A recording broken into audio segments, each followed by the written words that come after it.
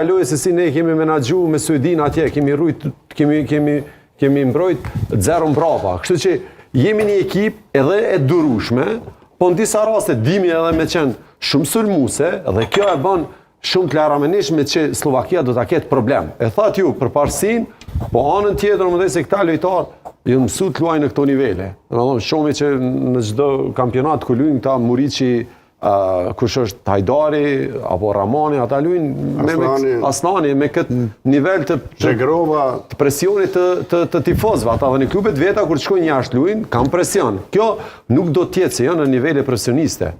Po, unë mendoj se do t'jenë të qetë, do t'jenë të qartë, dhe mendoj se ata në këtë aspekt nuk kanë çka humbin. Po, mos harroni se teknikisht jemi shumë analt se ta. Ndoshta si grup Slovakia është, përvoja, eksperienca, din ta menaxhojnë se kur vje puna në këto raste, nëse ke kalu 2-3 lojë të barazhit, atëherë ti e ke ndjenjën se si duhet sillesh.